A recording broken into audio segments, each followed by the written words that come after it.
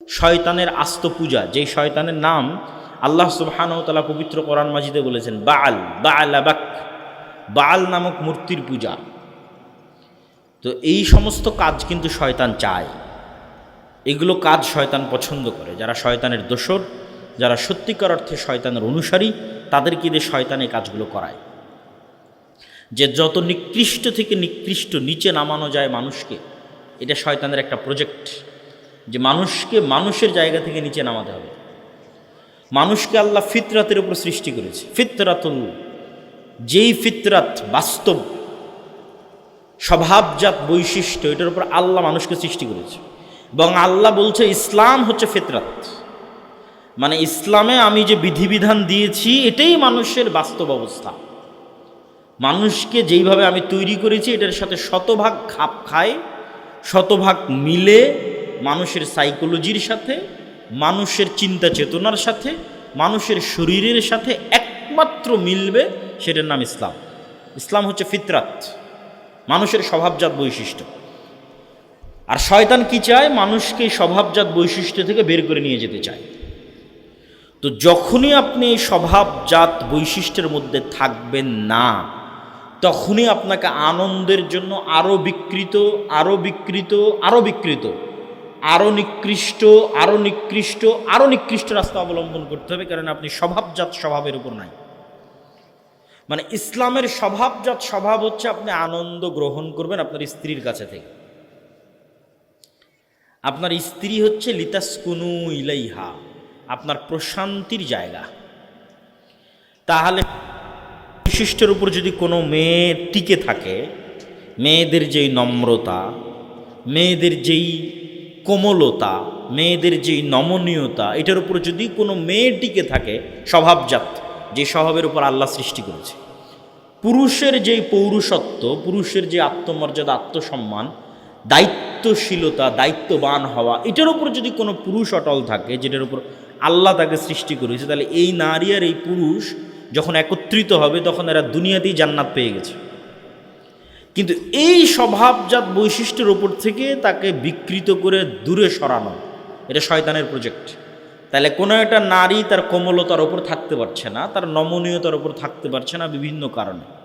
গার্মেন্টসে, school, college, চাকরি ক্ষেত্রে প্রতিনিয়ত পুরুষের সাথে উঠা বসা করতে হচ্ছে, পুরুষের সাথে হাসি মুখে মিশতে হচ্ছে, এর মাধ্যমে তার কোমলতা এবং নমনীয়তায় কমতি তৈরি হচ্ছে। যত বেশি পুরুষের সাথে সে মিশবে এবং উঠা বসা করবে, তত তার মধ্যে পুরুষালী স্বভাব, আধিপত্য বিস্তার করা, অর্থনৈতিক ক্ষমতা, পদের ক্ষমতা, আধিপত্য বিস্তারের মানসিকতা আসবে। এবার পুরুষ যখন গায়রাতবিহীন হয়ে যাবে, দায়ুস, আত্মমর্যাদাহীন, পৌরুষত্ব নাই, না অর্থনৈতিক সক্ষমতা আছে, না শারীরিক সক্ষমতা আছে, না নৈতিক সক্ষমতা আছে, কোনো দিক থেকেই সে তার স্ত্রীর সামনে দাঁড়াতে পারে না, তাহলে তখন তার মধ্যে মেয়েলি স্বভাব বিরাজ করবে। এটা হলো বিকৃতির শুরু। যেই স্বভাবজাত বৈশিষ্ট্যের উপর আল্লাহ মানুষকে সৃষ্টি করেছিলেন, বিকৃতির শুরু, এটা শয়তান চায়।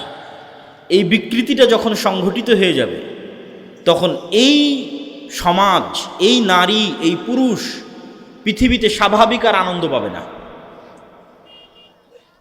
একে তখন আনন্দ খুঁজতে হবে অস্বাভাবিক রাস্তায়।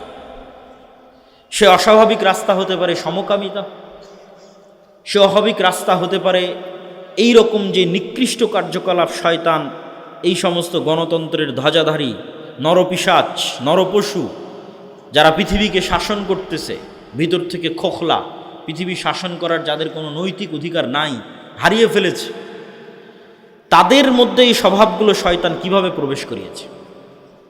কেননা তারা স্বভাবজাত বৈশিষ্ট্যের উপর বাকি নাই। এরা আস্ত শয়তানের পূজারী। ওই পূজারী নয় যে নিজের অজান্তে শয়তানের পূজা করছে, জেনে বুঝে শয়তানেরই পূজা করতেছে, শয়তানকে নিজের ইলাহ মেনে ইবলিস কোনটাতে খুশি হবে সেটা করতেছে। এবং যদি তারা সরাসরি ইবলিসের সাথে মিটিং দেয়, সরাসরি শয়তানের সাথে সাক্ষাতে কথা বলে, তবু আশ্চর্যের হওয়ার কোনো বিষয় নয়, স্বাভাবিক একটি বিষয়। তো এই যে শয়তান এবং শয়তানের অনুসারী যারা যারা আজকের পৃথিবী শাসন করছে, এদের শত্রু তো ইসলাম। এদের শত্রু তো নবীরা, নবীদের উত্তরসূরিরা। এদের শত্রু তো মানুষের স্বভাবজাত বৈশিষ্ট্য, যেটার উপর ইসলাম টিকে আছে। তো এই জন্য আমি আমার বহু বক্তব্যে বলেছি এবং আজকেও বলছি, ইসলাম নিজেই কোনো দল, সংগঠন, মতবাদ, আদর্শ, নির্বাচন, ভোট কোনো কিছু ছাড়াই ইসলাম নিজেই ইটসেলফ একটা বিপ্লব। নিজেই ইসলাম নিজেই পৃথিবীকে পরিবর্তন করে দিতে পারবে, ইসলাম নিজেই বাংলাদেশকে পরিবর্তন করে দিতে পারবে। কিন্তু ইসলামের ওই জায়গায় আমাদের পৌঁছতে হবে, সেই জায়গায় আমরা পৌঁছতে পারিনি। আমরা এখন যে জায়গায় দাঁড়িয়ে আছি এটার নাম নেফাকি, মোনাফিকি। যেহেতু আমরা শতভাগ 90% মুসলমানের দেশ, আমরা যেহেতু ইসলামের ওই জায়গায় পৌঁছতে পারিনি, তাহলে আমরা দাঁড়িয়ে আছি কোথায়? আমরা মোনাফিকির স্তরে দাঁড়িয়ে আছি। এই মোনাফিকের স্তর থেকে আমাদেরকে পূর্ণতার স্তরের দিকে এগিয়ে যেতে হবে, পরিপূর্ণতার স্তরের দিকে। আর এই পরিপূর্ণতার স্তরের দিকে এগিয়ে যাওয়ার জন্য কট্টরভাবে ইসলাম অনুসরণের বাইরে আর দ্বিতীয় কোনো রাস্তা নেই। শয়তানের অনুসারী যত শক্ত এবং মজবুতভাবে শয়তানের অনুসরণ করে, ইসলামের অনুসারীদেরকে ঠিক ততই কট্টরভাবে ইসলামের অনুসরণ করতে হবে এবং ইসলামের উপর আস্থা রাখতে হবে, ইসলামের উপর বিশ্বাস রাখতে হবে। প্রিয় উপস্থিতি, আমরা আলোচনা করছিলাম যে আমাদের যে এই পবিত্র মাস, এই পবিত্র মাস, সামনে যে মাস আসতেছে সেই মাস, এই 2 মাস মিলে আমরা যেই সময়টা পার করতেছি, এই সময়টা আমাদের যেই কাজে লাগানো উচিত সেই কাজে না লাগিয়ে জাহান্নামে নিয়ে যাওয়ার যে সহজ রাস্তা আছে, সেই সহজ রাস্তায় শয়তান আমাদের ব্যস্ত করে রেখেছে। তাহলে কি কাজে লাগানো উচিত? শয়তানের কবল থেকে বাঁচার জন্য, শয়তানের ষড়যন্ত্র থেকে বাঁচার জন্য 2টি ইবাদত খুব গুরুত্বপূর্ণ। একটা ইবাদতের নাম সালাত, আর একটা ইবাদতের নাম সিয়াম। তো সালাত এবং সিয়াম দিয়ে কিভাবে আপনি শয়তানের কবল থেকে বাঁচবেন এটা তো বলবো, একটু বিস্তারিত বলবো। তার আগে শয়তান আপনাকে এই মাসগুলোতে কি কাজে ব্যস্ত রেখেছে সেটা বুঝেন। যে শয়তান আপনাকে দিয়ে জেনা করাতে পারছে না, মানুষকে হত্যা করাতে পারছে না, আর ডট ডট ডট অনেক কাজ করাতে পারছে না। তো শয়তান আপনাকে কোন কাজে ব্যস্ত রাখবে? জিহব্বার গুনাহ। এটা হলো সবচেয়ে সহজে জাহান্নামে নিয়ে যাওয়ার মাধ্যম, সবচেয়ে easy way to go to জাহান্নাম। পৃথিবীর সবচেয়ে সহজ রাস্তা যেটাতে মানুষ জাহান্নামে যায়, এখানে শয়তানের কোনো পরিশ্রম নাই। তো এই সহজ রাস্তায় চলতে মানুষকে সবচেয়ে বেশি উদ্বুদ্ধ করে গণতন্ত্র, নির্বাচন। যে তুমি দ্রুত কেমনে জাহান্নামে যাবা।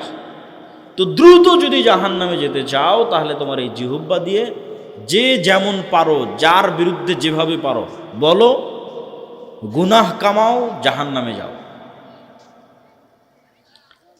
ইসলামী শাসন ব্যবস্থায় বিভক্তির কোনো সুযোগ নাই।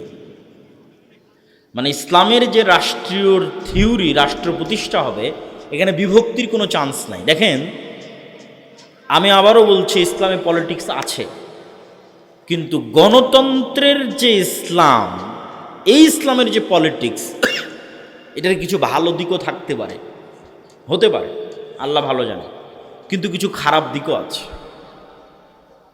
এই খারাপ দিকটা হচ্ছে সরাসরি ইসলামকে শত্রু বানিয়ে দেওয়া হয়, সরাসরি ইসলাম শত্রুতে পরিণত হয়ে যায়। যেমন গত 17 বছর ছিল, ঠিক আল্লাহ ভালো জানে কি হবে, কিন্তু যেহেতু গণতন্ত্রের রাজনীতি বিভক্তির রাজনীতিকে পছন্দ করে, ইসলাম বিভক্তির রাজনীতি পছন্দ করে না। কেননা বিভক্তি মানে কখনো রাষ্ট্র এক হতে পারে না, আর গণতন্ত্র মানে তোমরা পরস্পর বিভক্ত থাকো আর মারামারি করো। তো এই গণতান্ত্রিক ব্যবস্থার মধ্যে আমি ইসলামের পলিটিক্স করছি, তখন এর বিপরীত পক্ষ যে আছে, এ যদি বিজয় অর্জন করে তাহলে ও পুরো ইসলামকে শত্রু মনে করবে, পুরো ইসলাম। সে এখন যে ইসলামের পক্ষে রাজনীতি করছে, সে যে রাজনীতি করছে না, সে যে মসজিদে আছে, সে যে মাদ্রাসায় আছে, সে যে বক্তব্য দিচ্ছে, সে যে বই লিখছে, সে সব শত্রু, পুরো ইসলাম শত্রু। কে এখন পুরো ইসলামকে শত্রু মনে করছে? আর এক মুসলমানই পুরো ইসলামকে শত্রু মনে করতেছে, আর একটা মুসলমানের সন্তান। এটা তাহলে বানালোকে, আমি ব্যক্তির কোনো দোষ দিচ্ছি না, দলের না, এটাই থিওরি, গণতন্ত্রের যে থিওরি, এটা এইভাবেই ডিজাইন করা।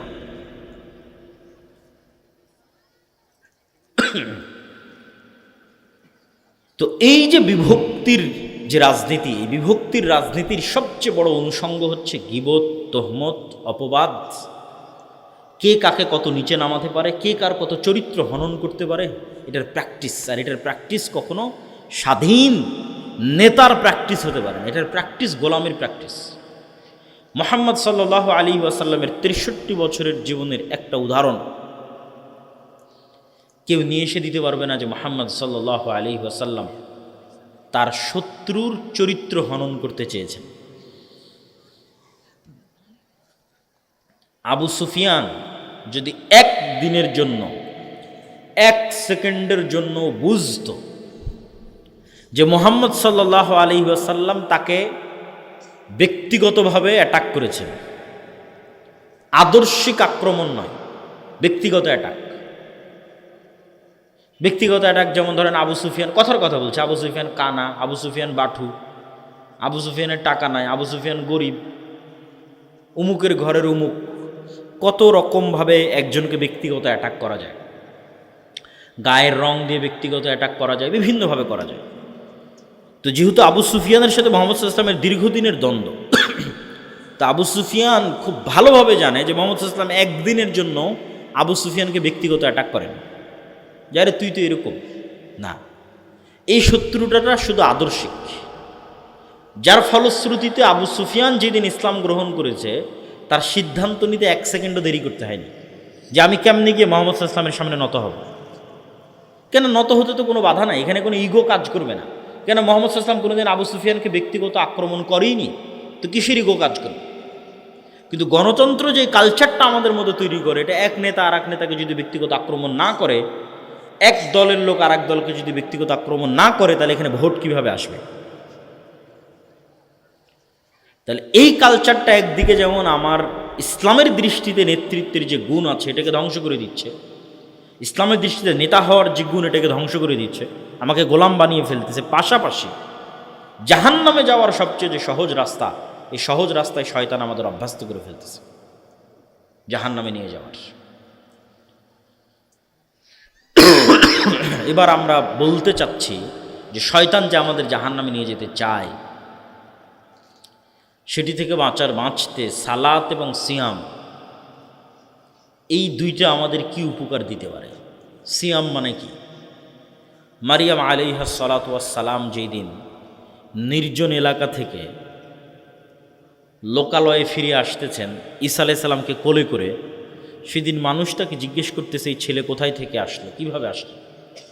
তো তিনি উত্তরে বলছেন, ইন্নী নাযারতু লির রহমানি সাওমা ফালান উকাল্লিমাল ইয়াওমা ইনসিয়া। আমি আজকে রহমানের জন্য সিয়াম আছি, এই জন্য আজকে কোনো মানুষের সাথে কথা বলবো না। তাহলে মারিয়াম আলাইহিস সালাতু ওয়াস সালাম সিয়াম আছেন, এই জন্য কথা বলবেন না। আমরা কিন্তু জীবনে কোনোদিন শুনিনি যে সিয়াম সামগ্রিক বিরত থাকার একটা ইবাদতের নাম সিয়াম, সামগ্রিক। সিয়ামের সর্বনিম্ন স্তর হচ্ছে আপনার পেট বিরত থাকবে, লজ্জাস্থান বিরত, সর্বনিম্ন, যেটা ক্রস করলে সিয়াম ভেঙে যায়।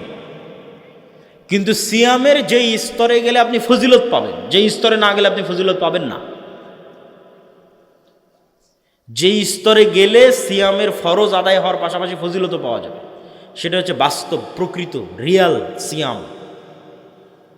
সেটাতে জিহব্বাও সিয়াম আছে, চোখও সিয়াম আছে, কানও সিয়াম আছে, পেটও সিয়াম আছে, লজ্জাস্থানও সিয়াম আছে, হাত পাও সিয়াম আছে। এই সিয়ামে আমরা ফজিলত পাবো, নেকি পাবো। এই সিয়াম আমাদেরকে শয়তানের বিরুদ্ধে যুদ্ধ করার প্রশিক্ষণ দিচ্ছে। এটা শয়তানের বিরুদ্ধে প্রশিক্ষণের একটা কোর্স, 30 দিন একটানা। শুধু না খেয়ে থাকলাম, তারপরে সব অন্যায় ব্যস্ত থাকলাম, সালাতের ধার ধারলাম না, জিহুব্বাকে মানুষের নিন্দা গীবতে ব্যস্ত রাখলাম, কানকে গান শ্রবণে ব্যস্ত রাখলাম, চোখকে অশ্লীল দৃশ্য দেখায় ব্যস্ত রাখলাম, এই সিয়ামের কোনো দাম নাই। এই সিয়াম তো শয়তানের বিরুদ্ধে যুদ্ধ হলো না। এই সিয়াম তো আমাকে লাআল্লাকুম তাত্তাকুন, বেঁচে থাকার, বিরত থাকার প্র্যাকটিস দিতে পারল না। তাত্তাকুনের শাব্দিক অর্থ কি? বেঁচে বেঁচে চলা, পারহেজগার না উর্দুতে বলে, সেখান থেকে এসেছে পরহেজগার। উর্দুতে যখন কোনো মানুষ অসুস্থ হয় তখন ডাক্তার বলে খানে মে থোড়া পরহেজ করকে চলনা, মানে খাবারে একটু বেছে বেছে চলিও, পরহেজ করকে চলনা, বেছে বেছে চলিও।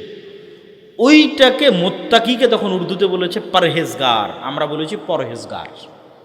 তার মানে যে বেছে বেছে চলে। তাহলে বেছে বেছে চলার প্র্যাকটিসটা কোথায় হচ্ছে? লাআল্লাকুম তাত্তাকুন, ইয়া আইয়ুহাল্লাযীনা আমানু কুতিবা আলাইকুমুস সিয়াম, তোমাদের উপর সিয়াম ফরজ করা হয়েছে। কামা কুতিবা আলাল্লাযীনা মিন ক্বাবলিকুম, যেমন তোমাদের পূর্ববর্তীদের উপর ফরজ করা হয়েছে। লাআল্লাকুম তাত্তাকুন, যেন তোমরা বেছে বেছে চলার প্রশিক্ষণ নিতে পারো, বিরত থাকার প্র্যাকটিস করতে পারো শয়তানের বিরুদ্ধে। তাহলে এই বিরত থাকাটা তখনই পূর্ণাঙ্গতা পাবে যখন আপনার জিহুব্বা বিরত আছে, চোখ বিরত আছে, কান বিরত আছে, পেট বিরত আছে, লজ্জাস্থান বিরত আছে, হাত এবং পা বিরত আছে। এবার আপনি পুরো 1 মাস শয়তানের বিরুদ্ধে যুদ্ধ করার প্রশিক্ষণ নিলেন, বিরত থাকার প্রশিক্ষণ নিলেন। প্রিয় উপস্থিতি, যেই সমস্ত বিষয়ের মাধ্যমে শয়তান মানুষকে ঘায়েল করতে চায় তার অন্যতম 3টি বিষয় হচ্ছে অত্যাধিক খাওয়া, অত্যাধিক ঘুমানো, অত্যাধিক কথা বলা। এই 3টে শয়তান আমাদের উপর চাপিয়ে দিতে চায়, যে সারাদিন এর ওর নামে যা ইচ্ছা তাই বলো, সারাদিন যা ভালো লাগে সব খাও, বিড়ি, সিগারেট, মদ, জুয়া, জর্দা, গুল, তামাক সব, আর যত বেশি পরিমাণ পারো একদম রাত থেকে শুরু করে, ফজর থেকে শুরু করে 10টা, 11টা, 12টা পর্যন্ত ঘুমাও। এই 3টে শয়তানি স্বভাব। তাহলে পেট পূর্ণ করে যখন মানুষ খায় তখন ইবনুল কাইয়িম রাহিমাহুল্লাহ বলছেন যে মানুষের রক্ত সঞ্চালনের এই রাস্তা প্রশস্ত হয়, এবং প্রশস্ত হওয়ার কারণে ওর মধ্যে দিয়ে শয়তান আরও বেশি ঢুকতে পারে। শয়তান কিন্তু আমাদের শরীরে ঢোকে, ইয়াজরি মাজরাদ দাম, রক্ত সঞ্চালনের রাস্তাগুলোর মধ্যে দিয়ে শয়তান প্রবেশ করে। তাহলে যখন পেট পূর্ণ করে খাবে, প্রচুর পরিমাণে ঘুমাবে, তখন এগুলোতে শয়তানের প্রবেশাধিকার বাড়ে। তাহলে এই জন্য শয়তানের ঢোকা কমিয়ে আনার জন্য মানুষের জন্মগত স্বভাব, নাফসানি চাহিদা, পৃথিবীতে যদি শয়তান নাই, আজকে কল্পনা করেন ইবলিস এবং ইবলিসের বাহিনী নাই, তারপরেও মানুষের সবচেয়ে বড় শত্রু তার নিজের নাফস। কেন? এই নাফস এই পৃথিবীতে তৈরি হয়েছে, এই পৃথিবীর আলো, বাতাস, মাটি, পানি দিয়ে তৈরি হয়েছে। রূহ এসেছে আসমান থেকে, ওর সাথে দুনিয়ার সম্পর্ক নাই। কিন্তু যেই নাফস দুনিয়াতে তৈরি হয়েছে, ও তো দুনিয়ার খাওয়া, দুনিয়ার বিনোদন ভালোবাসবেই। এইটা নাফসের জন্মগত চাওয়া যে সে খাওয়াকে ভালোবাসবে, এটা নাফসের জন্মগত চাওয়া যে সে নারীকে ভালোবাসবে, এটা নাফসের জন্মগত চাওয়া যে সে টাকাকে ভালোবাসবে। নাই পৃথিবীতে শয়তান, তখন এই নাফস নিজেই আপনাকে পথভ্রষ্ট করার জন্য যথেষ্ট। এই জন্য কিছু কিছু দোয়ায় রাসূলুল্লাহ সাল্লাল্লাহু আলাইহি ওয়াসাল্লাম একসাথে নাফস থেকেও পরিত্রাণ চেয়েছেন, শয়তান থেকেও পরিত্রাণ চেয়েছেন। প্রত্যেক বক্তা যখন বক্তব্য শুরু করে তখন দেখবেন, আজকের বক্তব্য আমি শুরুতে বলেছি, নাহমাদুহু ওয়া নাস্তাঈনুহু ওয়া নাস্তাগফিরুহু ওয়া নাউযু বিল্লাহি মিন শুরুরি আনফুসিনা। আল্লাহর কাছে পরিত্রাণ চাচ্ছি আমার নাফসের অকল্যাণ থেকে। তো নাফস যদি ভয়ঙ্করই না হবে তো নাফসের অকল্যাণ থেকে কেমনে পরিত্রাণ চাই? শয়তান ছাড়া নাফস ইটসেলফ ভয়ঙ্কর, শয়তান ছাড়া। এবার নাফসের নিজের নাফসানি চাওয়া, তার সাথে শয়তান যুক্ত হয়েছে, শয়তানের ওয়াসওয়াসা, এই দুটো যখন যুক্ত হয় তখন এটা আরও ভয়ঙ্কর। তাহলে এই দুটাকে লাগাম দেওয়ার জন্য একটা বড় মাধ্যম হচ্ছে সিয়াম। নাফস নিজে চায় খেতে, খাওয়া ভালোবাসে, সেখানে আমি খাওয়া বন্ধ করে দিয়েছি। নাফস নিজে চায় যে সে ঘুমাবে, সেখানে আমি রাত জাগতেছি। নাফস চায় যে সে মানুষের বিরুদ্ধে গীবত, তহমত, অপবাদ, যত মানুষকে ছোট করতে পারে তত মজা পায়, সেখানে আমি জিহ্বার সিয়াম পালন করা শুরু করেছি। তাহলে চোখের সিয়াম, কানের সিয়াম, জিহ্বার সিয়াম, পেটের সিয়াম, লজ্জাস্থানের সিয়াম, এগুলো একসাথে শয়তান এবং আমার নাফস, এই দুটোর বিরুদ্ধেই যুদ্ধ। এই জন্য মানুষকে ভালো করতে, পরহেজগার করতে, মুত্তাকি করতে সিয়ামের কোনো বিকল্প নাই। শাবান মাসে সিয়াম পালন, রমাজানে সিয়াম পালন, বৃহস্পতিবার সোমবারে সিয়াম পালন, মাসের 3 দিন সিয়াম পালন অব্যাহত রাখতেই হবে। পারলে দাউদ আলাইহিস সালাতু ওয়াস সালামের মতো একদিন পর একদিন। আমরা সেভাবে পারি না, তবে ওস্তাদ শায়েখ আব্দুর রাজ্জাক বিন ইউসুফ এবং আমার মা ধারাবাহিক অব্যাহত সবসময় নফল সিয়াম পালন করে। বৃহস্পতিবার সোমবার, মাসের 3 দিন, শাবান মাসের শুরু থেকে সব সময়। এটা কখনো বৃহস্পতিবার সোমবারের সিয়ামও কখনো মিস দেন না, মাসের 3 দিনের সিয়ামও কখনো মিস দেন না, শাবান মাসের শুরু থেকে তো দেনই না। তো আমরা ওইভাবে পারি না, কিন্তু দেখে অনুপ্রাণিত হই যে না, চেষ্টা করতে হবে, পারতে হবে, করতে হবে। তো আপনাদেরকেও উৎসাহিত করছি যে আপনি যদি শাবান মাসে সিয়াম না রাখেন, তাহলে আপনার ব্রেন আনপ্রিপেয়ার্ড অবস্থায় রমজানে ঢুকবে, অপ্রস্তুত অবস্থায় রমজানে ঢুকবে। আর আপনি যদি শাবানে সিয়াম রাখেন, তাহলে সাইকোলজিক্যালি, মেন্টালি আপনার ব্রেনকে আপনি আগে থেকে সিগন্যাল দিচ্ছেন, ব্রেনকে সিগন্যাল দিচ্ছেন। দেখেন, ব্রেন একটা ভিন্ন স্বাধীন সত্তা, ওকে আপনি যেভাবে ইউজ করবেন ও সেভাবে অভ্যস্ত হয়ে যাবে। তো ব্রেনকে আপনি আগে থেকে সিগন্যাল দিচ্ছেন যে আমি শাবানে সিয়াম রাখছি কেন, সামনে রমজান আসতেছে। তখন ব্রেন নিজেই প্রস্তুত হবে, মেন্টালি প্রিপেয়ার্ড হবে যে না, রমজানকে মূল্যায়ন করতে হবে, রমজানে ইবাদত করতে হবে, এই মূল্যায়ন, এই প্রস্তুতিটার দরকার আছে। সিয়ামের বিষয়ে আর একটা কথা বলে আমরা সালাত কিভাবে আমাদেরকে শয়তানের কবল থেকে রক্ষা করতে পারে সেটির দিকে আগাবো। সিয়ামের বিষয়ে আরেকটি কথা, রমাজান এবং শাবান এবং সিয়াম, এগুলো বিষয়ে শেখ আব্দুর রাজ্জাক বিন ইউসুফ আর আলোচনা করবেন।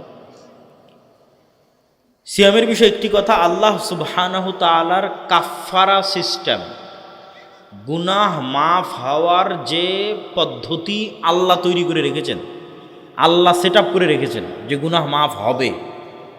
এই পদ্ধতিতে আপনি জেহারের কাফফারা বলেন, কসম ভঙ্গের কাফফারা বলেন, দিনের বেলা রমজান মাসে স্ত্রীর কাছে যাওয়ার গুনাহের কাফফারা বলেন, হজ বা উমরায় ভুল হলে দম দেওয়ার কাফফারা বলেন, অনিচ্ছাকৃত কোনো মানুষকে হত্যা করলে দিয়াতের কাফফারা বলেন, এই প্রত্যেকটা গুনাহ, কথা যত গুনাহের কাফফারা আল্লাহ দিয়েছে পৃথিবীতে,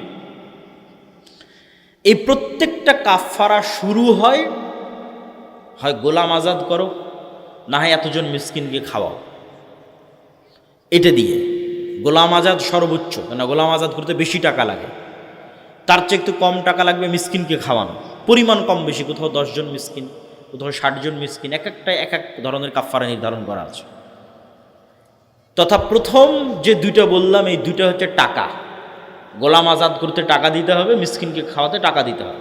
তথা পকেট থেকে টাকা আল্লাহর রাস্তায় বের হলে গুনাহ মাফ হয়। এটা কাফফারা সিস্টেমকে দেখলে বোঝা যায় যে আল্লাহ কিভাবে কাফফারার সিস্টেম নির্ধারণ করেছে। 2 নাম্বার, যখন এই দুইটার কোনোটাই কেউ পারে না, তখন বলে সিয়াম রাখো। যে কোনো কাফফারা আপনি উঠিয়ে দেখেন, এখান থেকে গিয়ে যে কোনো ফতোয়ার বই, যে কোনো মাসলা মাসাইলের বই খুলে আপনি দেখেন যে কাফফারায় আল্লাহ কি বলছে, গোলাম আজাদ করো, মিসকিনকে খাওয়াও, এগুলোর একটাও পারছ না। মানে টাকার রাস্তা যখন শেষ, টাকার সক্ষমতা যখন শেষ, তখন এবার বলে এতদিন সিয়াম রাখো। তাহলে কোথাও বলা আছে 3 দিন সিয়াম রাখো, কোনোটাতে বলা আছে 10 দিন সিয়াম রাখো, কোনোটায় বলা আছে একটানা 60 দিন সিয়াম রাখো। তার মানে আল্লাহর কাফফারা সিস্টেমে গুনাহ মাফ হওয়ার একটা বড় মাধ্যম সিয়াম। বলেন আল্লাহু আকবার। পৃথিবীর যে কোনো গুনাহ অত্যাধিক সিয়াম দিয়ে মাফ হয়ে যেতে পারে। পৃথিবীর যে কোনো গুনাহ অত্যাধিক সিয়াম দিয়ে কাফারা হিসেবে গণ্য হয়ে যেতে পারে, গুনাহ মিটিয়ে দিতে পারে। প্রিয় উপস্থিতি, সালাত শয়তানের যে আধিপত্য আমাদের নিজের নাফসের উপর, এই আধিপত্য যদি আপনি ভাঙতে চান, ঘরে বসে থেকে ভাঙ্গার কোনো সুযোগ নাই, ঘুমিয়ে শুয়ে বসে ভাঙ্গার কোনো সুযোগ নাই। আমি শয়তানের গোলাম অবস্থায় আছি, কথার কথা, এখন শয়তানের গোলামি থেকে বের হতে চাই, তাহলে বের হব শুয়ে থেকে হবে না, ঘুমিয়ে থেকে